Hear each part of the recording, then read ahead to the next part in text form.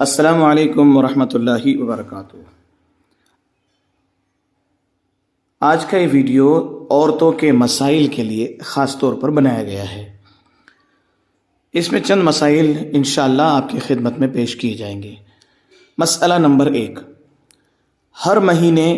جو آگے کے راستے سے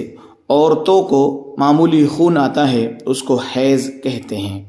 یعنی ماہواری کا خون کہا جاتا ہے۔ مسئلہ نمبر 2،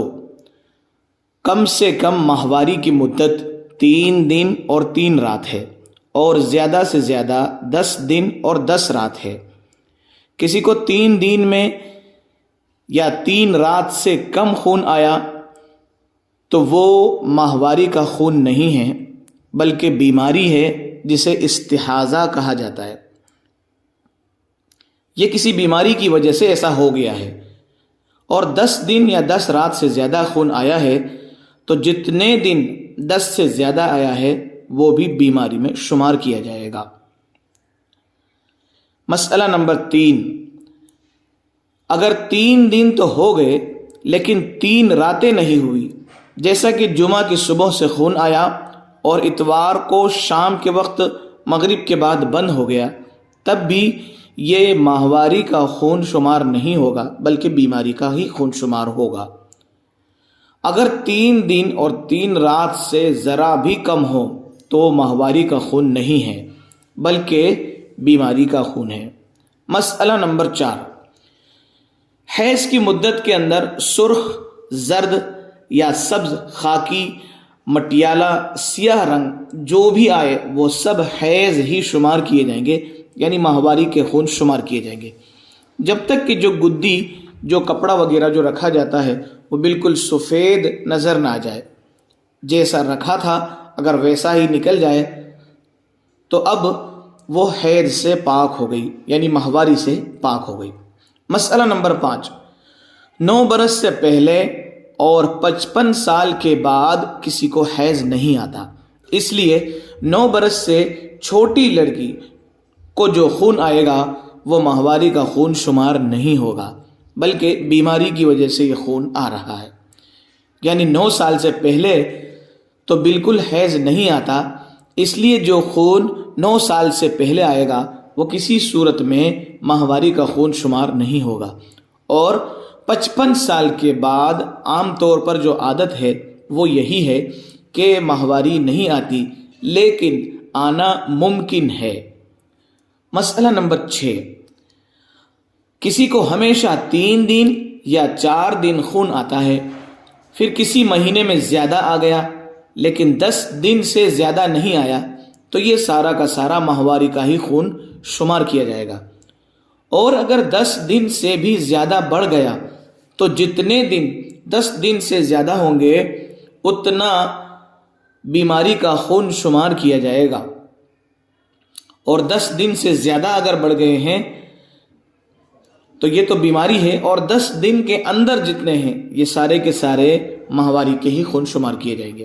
مسئلہ نمبر 7،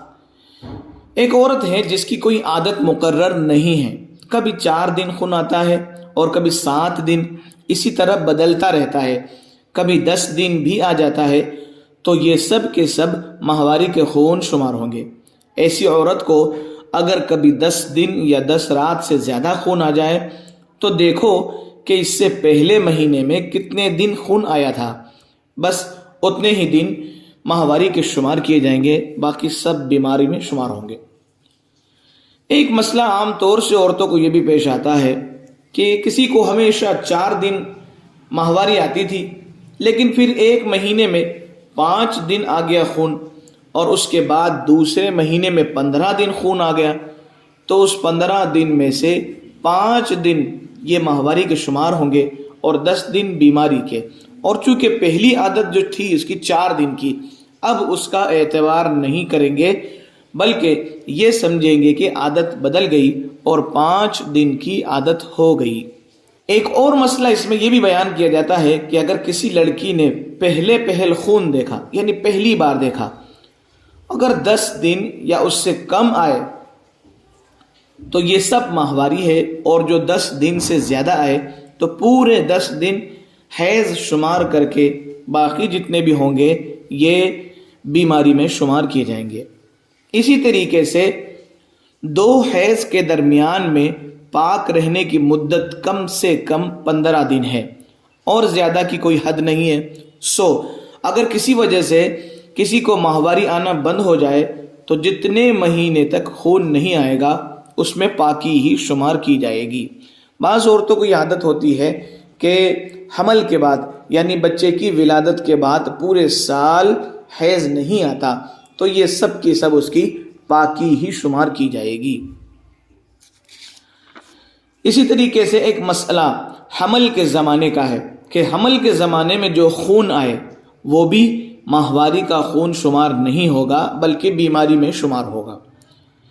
اسی طریقے سے بچہ پیدا ہونے کے وقت یعنی بچہ نکلنے سے پہلے جو خون آئے وہ بھی بیماری کا خون ہے جسے استحاضہ کہا جاتا ہے، بلکہ جب تک بچہ آدھے سے زیادہ نہ نکل آئے تب تک جو خون آئے گا اس کو استحاضہ یعنی بیماری کا ہی خون سمجھا جائے گا۔ آئیے ان سارے مسائل کا حکم کیا ہے۔ حیض کے زمانے میں نماز پڑھنا اور روزہ رکھنا درست نہیں ہے۔ اتنا فرق ہے کہ نماز تو بالکل معاف ہو جاتی ہے، پاک ہو جانے کے بعد بھی اس کی قضا واجب نہیں ہوتی، لیکن روزہ معاف نہیں ہوتا، پاک ہونے کے بعد قضا کرنا ضروری ہوگا۔ آخر میں سبھی بہنوں کے لیے دعا ہے کہ اللہ ان کو صحت اور تندرستی عطا فرمائے اور اس طرح کی بیماریوں میں اللہ ان کو شفا کلی عطا فرمائے۔ پھر ملیں گے اگلے ویڈیو میں، تب تک کے لیے اپنا خیال رکھیے۔ السلام علیکم۔